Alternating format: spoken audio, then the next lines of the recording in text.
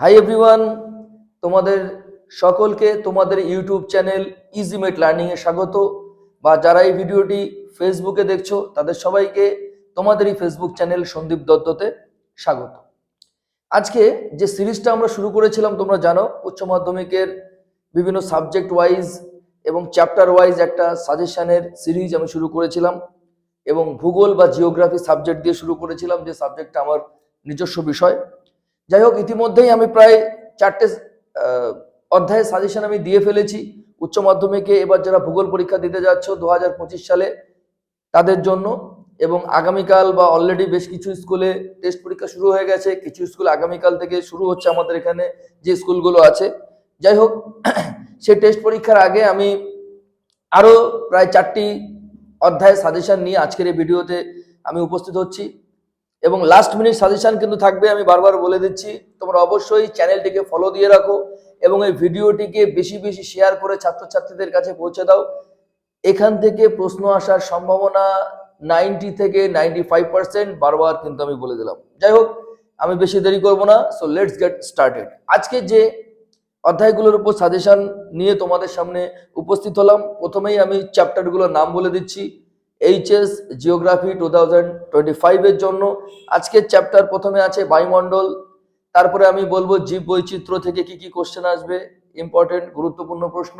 তারপরে বলবো মানুষ পরিবেশের মিথস্ক্রিয়া বলে একটা ছোট চ্যাপ্টার আছে, সেই চ্যাপ্টার, এবং একটি বড় চ্যাপ্টার আছে যার নাম কৃষি। সেই কৃষি থেকে কিন্তু আমি কিছু প্রশ্ন আজকের ভিডিওতে বলার চেষ্টা করব। সুতরাং আমি প্রথম যে অধ্যায় দিয়ে আজকে আমি শুরু করছি আমার বলা গুরুত্বপূর্ণ প্রশ্ন। অবশ্যই তোমরা পেন খাতা নিয়ে বসবে এবং প্রশ্নগুলো লিখে নেওয়ার চেষ্টা করবে, কারণ শুনে শুনে অনেক কিছুই আমাদের মনে নাও থাকতে পারে। সুতরাং তোমরা অবশ্যই এই ব্যাপারটা লিখে নাও, তাহলে সুবিধা হবে আমার মতে। যাই হোক, বায়ুমণ্ডল থেকে প্রথম যে কোশ্চেনটা আজকে আমি দিচ্ছি, এটা 4 নম্বরও আসতে পারে, 5 নম্বরও আসতে পারে। সেটি হচ্ছে বিশ্ব উষ্ণায়ন অথবা ওজোন স্তরের ক্ষয়ের প্রভাবগুলি আলোচনা করো। দেখো, বিশ্ব উষ্ণায়ন মানে আমরা জানি পৃথিবীর উত্তাপ বৃদ্ধি, তার ফলে নানা ধরনের ঘটনা ঘটে, ফলাফল এক প্রভাব একটা আছে। ওজোন স্তরের ক্ষয় ঘটলে প্রায় একই ধরনের প্রভাব ঘটে। সুতরাং এই দুটো প্রশ্ন সিমিলার ওয়েতে আমাদের তৈরি করে রাখতে হবে, এমনভাবে প্রশ্নটা আমাদের তৈরি করে রাখতে হবে যাতে গ্লোবাল ওয়ার্মিং বা বিশ্ব উষ্ণায়নের প্রভাব আসলেও যাতে আমি লিখতে পারি, আবার ওজোন স্তর ক্ষয় হয়ে গেলে কি কি কুপ্রভাব আমাদের পরিবেশের উপরে, বাস্তুতন্ত্রের উপরে পড়ে, সেটাও যেন আমরা লিখতে পারি। এই প্রশ্নটা একটু সিমিলার করে রেডি করে রাখবে। আমার মনে হচ্ছে এই প্রশ্নটা এবার গুরুত্বপূর্ণ হবে 2025 সালের উচ্চ মাধ্যমিক পরীক্ষায়। আমি পরে যে প্রশ্নটা বলবো, নাতিশীতোষ্ণ ঘূর্ণবাতের উৎপত্তির বিভিন্ন পর্যায়গুলি আলোচনা করো। তোমরা জানো নাতিশীতোষ্ণ মণ্ডলের ঘূর্ণবাত একটি বিশেষ ধরনের ঘূর্ণবাত যেটি মধ্য অক্ষাংশে ঘটে, এবং যে ঘূর্ণবাতের সীমান্ত তৈরি হয় সেটাও আমরা জানি। এই ঘূর্ণবাতের উৎপত্তির বেশ কয়েকটি পর্যায় আছে, প্রায় 6টি পর্যায় আছে। নরওয়ের আবহাওয়া বিজ্ঞানী স্যার বার্কনেসের মডেল নামেও এই ঘূর্ণবাতের যে জীবনচক্র সেটা পরিচিত। এটা কিন্তু একবার তোমরা দেখে নেবে, ইম্পর্টেন্ট প্রশ্ন। পরের একটা আমি 3 নম্বরের প্রশ্ন বলছি, মৌসুমী বায়ুর উপর জেট বায়ুর প্রভাব আলোচনা করো। আবার নর্মালি জেট বায়ু কাকে বলে, তার বৈশিষ্ট্য কি, এটাও কিন্তু তোমরা পড়ে রাখবে। এটা 2 অথবা 3 নম্বরের জন্য গুরুত্বপূর্ণ। তারপরে ঘূর্ণবাত এবং প্রতি ঘূর্ণবাতের মধ্যে পার্থক্য, এই প্রশ্নটা গুরুত্বপূর্ণ হতে পারে বলে আমার মনে হচ্ছে। নেক্সট কোশ্চেন, ক্রান্তীয় ঘূর্ণবাত এবং নাতিশীতোষ্ণ মণ্ডলের ঘূর্ণবাতের মধ্যে পার্থক্য লেখো, এটাও কিন্তু আবার দিতে পারে। এবার আমি যে বিষয়টা বলবো, তোমরা জানো 4 ধরনের উদ্ভিদ আছে। বিভিন্ন কন্ডিশনের উপর নির্ভর করে আমরা 4 রকমের উদ্ভিদ আমরা আমাদের এখানে দেখি, আমাদের ভূপৃষ্ঠের উপর দেখি। যেমন মরু উদ্ভিদ বা জঙ্গল উদ্ভিদ, জলজ উদ্ভিদ বা হাইড্রোফাইট, লবণাম্ব উদ্ভিদ বা হ্যালোফাইট, এবং কিন্তু মধ্যবর্তী উদ্ভিদ বা মেসোফাইট। এই 4 ধরনের উদ্ভিদ থেকে যে কোনো একটি কিন্তু তোমাদের এবার পরীক্ষায় আসতে চলেছে। আমাদের দীর্ঘদিনের অভিজ্ঞতা যেটা বলছে তার উপর ভিত্তি করে আমি কিন্তু বলে দিলাম, অর্থাৎ মেসোফাইট, হাইড্রোফাইট, জিরোফাইট, এবং কিন্তু মেসোফাইট, হাইড্রোফাইট, জিরোফাইট এবং হ্যালোফাইট, এই 4 ধরনের উদ্ভিদের মধ্যে যে কোনো একটি উদ্ভিদ কিন্তু তোমাদের এবার আসছে। এখান থেকে কি প্রশ্ন আসতে পারে, এখান থেকে আসতে পারে যে এই উদ্ভিদগুলো শ্রেণীবিভাগ লেখো, অর্থাৎ কত রকমের এরা হয় সেটা আসতে পারে, অথবা এদের অভিযোজনগত বৈশিষ্ট্য লেখো বা এদের বৈশিষ্ট্য সম্পর্কে আলোচনা করো। এমন প্রশ্ন কিন্তু এবার আসতে পারে, সম্ভাবনা, এই প্রশ্ন আসার সম্ভাবনা 90% আমি বলে দিলাম। এরপরে যে প্রশ্নটা আমি বলছি, গ্রিন হাউস গ্যাসগুলোর নাম লেখো। আমরা জানি অনেক ধরনের গ্রিন হাউস গ্যাস আমাদের এখানে আছে। প্রধানতম গ্রিন হাউস গ্যাস, এটা এমসিকিউ বা এসিকিউতে আসতে পারে, দ্যাট ইজ CO2 বা কার্বন ডাইঅক্সাইড। তৎসহ তোমরা অন্যান্য গ্রিন হাউস গ্যাসগুলোর নাম একবার পড়ে নেবে। কিছু 2 নম্বরের প্রশ্ন এখান থেকে আসতে পারে যতদূর আমার মনে হচ্ছে, যেমন কালবৈশাখী, পশ্চিমী ঝঞ্ঝা, লা নিনা কাকে বলে, এই টাইপসের কিছু প্রশ্ন তোমরা একটু দেখে যাও, কাজে লাগতে পারে। জলবায়ু অঞ্চল থেকে গতবার প্রশ্ন এসেছে, আমি যে জলবায়ু থেকে প্রশ্ন আসেনি সেটা আমি এবার দিয়েছি। নিরক্ষীয় জলবায়ুর বৈশিষ্ট্য লেখো, এটা তোমরা একটু পড়ে রাখবে। উইথ ওয়ার্ল্ড ম্যাপ অর্থাৎ বিশ্ব মানচিত্র কিন্তু আঁকতে হবে যদি এই প্রশ্নটা তোমাদের পরীক্ষাতে দেয়। নেক্সট যে প্রশ্ন আমি 2 নম্বরের জন্য দেবো সেটা হচ্ছে ভূমধ্যসাগরীয় জলবায়ু অঞ্চলে শীতকাল আর্দ্র কেন, অর্থাৎ এটা সূর্যের উত্তরায়ণ দক্ষিণায়নের সাথে রিলেটেড আছে। তোমরা এই প্রশ্নটা পড়বে, অনেক সময় প্রশ্ন কিন্তু দিয়ে দিতে পারে। মৌসুমী বিস্ফোরণ কি 2 নম্বরের জন্য। আইটিসিজেড অর্থাৎ ইন্টার ট্রপিক্যাল কনভার্জেন্স জোন কাকে বলে, অর্থাৎ ডোলড্রামস, এই ভাষাতেও প্রশ্ন আসতে পারে। বা নিরক্ষীয় শান্ত বলয় কি, এই ভাষাতেও প্রশ্ন আসতে পারে 2 নম্বর। হ্যাডলি কোষ, ফেরেল কোষ এবং মেরু কোষ, আমরা জানি এই 3টে কোষকে মিলে তৈরি হয়েছে ত্রিকোষীয় মডেল। সারা পৃথিবী জুড়ে এই ত্রিকোষীয় মডেল অবস্থান করছে, বায়ুচাপ বলয়ের উপর ভিত্তি করে তৈরি হয়েছে এবং বিজ্ঞানী পলম্যান এটি আবিষ্কার করেন 1951 খ্রিস্টাব্দে। তোমরা এই ত্রিকোষীয় মডেল সম্পর্কে একবার দেখে রাখবে। আর একটা প্রশ্ন আমি দিয়েছি, অনেকবার এই প্রশ্ন আমি দিয়েছি কিন্তু কোনোবারই সেভাবে আসেনি, আশা করছি দেখা যাক কি হয়। প্রতি ঘূর্ণবাতের সাথে শান্ত আবহাওয়া বিরাজ করে কেন। আমরা জানি ঘূর্ণবাত মানে গোলযোগপূর্ণ আবহাওয়া, ঘূর্ণবাত মানেই খুব খারাপ আবহাওয়া, মানুষজনের চলাফেরার ক্ষেত্রে বাধা, ঘরবাড়ি ধ্বংসপ্রাপ্ত হয়, অনেক সময় মানুষজনের সম্পত্তি হানি থেকে শুরু করে প্রাণহানি পর্যন্ত হয়। কিন্তু প্রতিঘূর্ণবাত যে জায়গাগুলোতে ঘটে, মধ্য অক্ষাংশ বা মেরু অঞ্চলে বিভিন্ন জায়গায়, সেখানে কিন্তু আমরা খুব একটা বেশি বাতাসের গতিও দেখতে পাই না বা খুব একটা বেশি ক্ষয়ক্ষতিও আমাদের কিন্তু নজরে আসে না। অর্থাৎ এই শান্ত আবহাওয়া কেন বিরাজ করে এটা আমাদের পড়তে হবে প্রতিঘূর্ণবাতের সাথে, এটা 2 নম্বরের জন্য পড়বে। আরেকটা প্রশ্ন আমি দিচ্ছি 3 নম্বরের জন্য, মেরু অঞ্চলে ওজোন গহ্বর কেন সৃষ্টি হয়।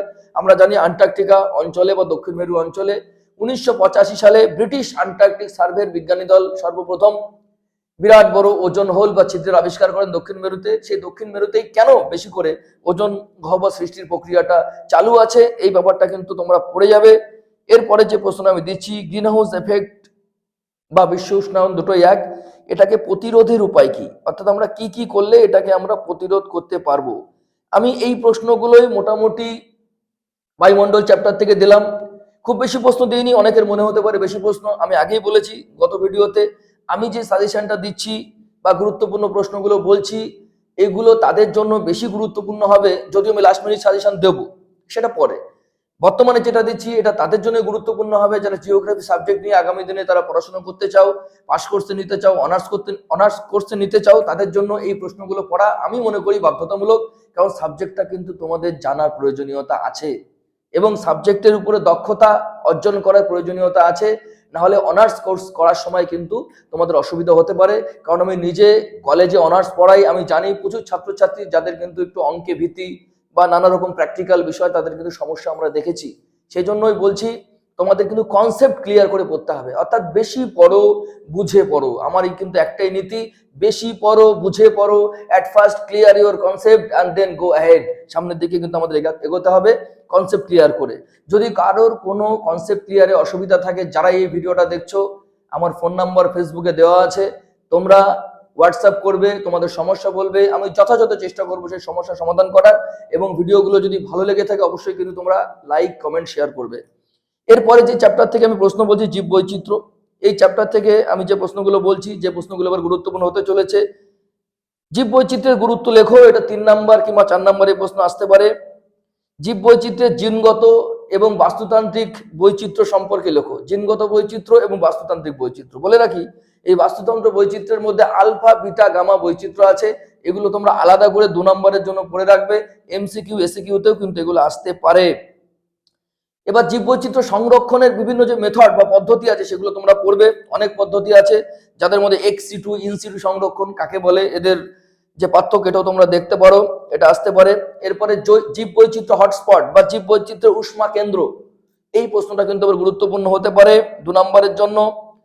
এবার আমি কয়েকটা জিনিস আরো বলে দিচ্ছি 2 নম্বরের ছোট প্রশ্ন হিসাবে। জাতীয় উদ্যান বা অভয়ারণ্য কাকে বলে, বায়োস্ফিয়ার রিজার্ভ কি বা ম্যান অ্যান্ড বায়োস্ফিয়ার প্রোগ্রাম কি, এবং জীববৈচিত্র্য ধ্বংসের প্রাকৃতিক কারণ, এই প্রশ্নগুলো জীববৈচিত্র্য থেকে পড়বে।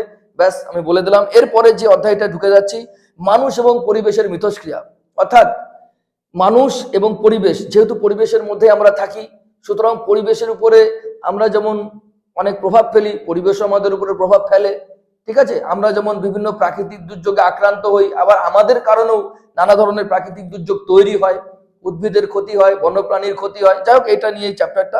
এখান থেকে মূলত আমি দু একটা প্রশ্নই বলবো। মেন যে প্রশ্নটা গুরুত্বপূর্ণ হবে, আমার প্রথম যে প্রশ্নটা বলছি সেটাই গুরুত্বপূর্ণ হয়, বেশিরভাগ সালে এসেছে, সেটি হচ্ছে দুর্যোগ ও বিপর্যয়ের মধ্যে পার্থক্য লেখো, এটা গুরুত্বপূর্ণ। এছাড়া আমি একটা প্রশ্ন দিচ্ছি, বন্যাকে আধা প্রাকৃতিক দুর্যোগ বলে কেন? আরো কয়েকটা প্রশ্ন দিচ্ছি, 2 নম্বরে, সব 2 নম্বরে, এখানে কোনো 3 বা 5 নম্বরের প্রশ্ন নেই, 4 নম্বরের প্রশ্ন নেই। সুনামি কাকে বলে? মেঘ ভাঙা বৃষ্টি কাকে বলে? কোথায় দেখা যায়? ভূমিধস বা টর্নেডো কি? কোথায় দেখা যায়? এবং প্রাকৃতিক দুর্যোগ এবং মনুষ্য সৃষ্ট দুর্যোগের মধ্যে পার্থক্য লেখো। অর্থাৎ এটা, এই চ্যাপ্টারও শেষ হয়ে গেল, আমি বলে দিলাম। এরপরে যে চ্যাপ্টারটা আমি ধরছি সেটা কিন্তু কৃষি। ঠিক আছে, কৃষি থেকে আমি বেশ কিছু প্রশ্ন দিয়েছি। আমি যেহেতু প্রথমে তোমাদের বলে রাখি, কৃষি থেকে 5 নম্বরের প্রশ্ন দিচ্ছে না, বেশ কয়েক বছরের যে প্রিভিয়াস ইয়ারের কোশ্চেন সেগুলোকে স্টাডি করে যেটুকু দেখা যাচ্ছে 5 নম্বরের প্রশ্ন খুব একটা দিচ্ছে না। যেগুলো দিচ্ছে তার উপর ভিত্তি করেই এবারে 2025 সালের সম্ভাব্য কোশ্চেনগুলো তোমাদের সামনে তুলে ধরছি। প্রথমেই যেটা আছে, দক্ষিণ ভারতে কফি চাষের উন্নতির কারণ কি? 2 কিংবা 3 নম্বরের জন্য এটা গুরুত্বপূর্ণ হতে পারে। নিবিড় জীবিকা সত্তা ভিত্তিক কৃষি কাকে বলে এবং এই কৃষিতে মাথা পিছু যে উৎপাদন সেটা কম হয় কেন? এটা ভালো করে পড়বে। ব্যাপক কৃষি কাকে বলে? ব্যাপক কৃষিতে কেন আমরা যন্ত্রের ব্যবহার বেশি করি? ব্যাপক কৃষি কেন বাণিজ্য ভিত্তিক হয়? এই টাইপের কিছু প্রশ্ন কিন্তু আমাদের এবার আসতে পারে। এছাড়া নিবিড় কৃষি ব্যাপক কৃষির পার্থক্য, এটাও কিন্তু তোমরা একবার পড়ে যাবে, গুরুত্বপূর্ণ হতে পারে। এরপর যে প্রশ্নটা বলবো, ভারতের সবুজ বিপ্লব, নীল বিপ্লব এবং শ্বেত বিপ্লব, এটা কি কারণে হয়েছিল এই বিপ্লবগুলো এবং এদের ফলাফল কি ছিল, এটা কিন্তু এবার গুরুত্বপূর্ণ হতে চলেছে। যে কোনো একটা বিপ্লব থেকে কিন্তু আবার প্রশ্ন দেবে, অর্থাৎ তোমরা সুফলও পড়বে, কুফলও কিন্তু পড়ে যাবে। শস্য সমন্বয় কি? গুরুত্বপূর্ণ প্রশ্ন। তারপর একটা প্রশ্ন বলছি, ভারতের ডাল চাষের সমস্যা। আমি মনে করি ভারতে যতগুলো খাদ্যশস্য আমাদের এই কৃষি চ্যাপ্টারের অন্তর্গত আছে, তোমরা প্রত্যেকটি খাদ্যশস্যে চাষের যে সমস্যাগুলো আছে মাত্র 2 নম্বরের জন্য পড়ে যাবে, এবং পড়তে গিয়ে দেখবে বিভিন্ন ফসল চাষের যে সমস্যাগুলো আছে তাদের মধ্যে একটা মিল আছে। অর্থাৎ প্রায় যে শস্য, তাদের যে সমস্যা চাষ করতে গিয়ে সেই সমস্যার মধ্যে কিছু মিল আছে। অর্থাৎ তোমাদের বেশি পড়তে হবে না। অনেকে ভাবছে অনেক বেশি পড়তে হবে, নো, বেশি পড়তে হবে না, একটু বুঝে পড়বে, বুদ্ধি করে পড়বে, কারণ বর্তমানে যুগ কিন্তু হার্ড ওয়ার্ক করে পড়াশোনা করার যুগ নয়, it is time for smart work. সুতরাং এটা মাথায় রাখবে তোমরা সবাই। এরপরে যে বিষয়টা আমি তোমাদের চলে যাচ্ছি, ভূমধ্যসাগরীয় অঞ্চল ফল উৎপাদনে বিখ্যাত কেন, বা অর্চার্ড ফার্মিং বলে একে, এটা গুরুত্বপূর্ণ হতে পারে। ভারতে ইক্ষু ধান এবং গম এগুলোর উৎপাদনের যে কি কি অনুকূল পরিবেশ আছে, এগুলো ক্লাস 10-এও এক সময় ছিল, খুবই সোজা, এগুলো একবার দেখে নেবে। এরপরে বলবো, শুষ্ক কৃষি কাকে বলে, আর্দ্র কৃষি কাকে বলে, সেচন কৃষি কাকে বলে, যে কোনো একটা কিন্তু পরীক্ষায় আসার সম্ভাবনা আছে। আর একটা প্রশ্ন বলছি, উদ্যান কৃষি কাকে বলে? উদ্যান কৃষি কাকে বলে, এটা একটু পড়বে।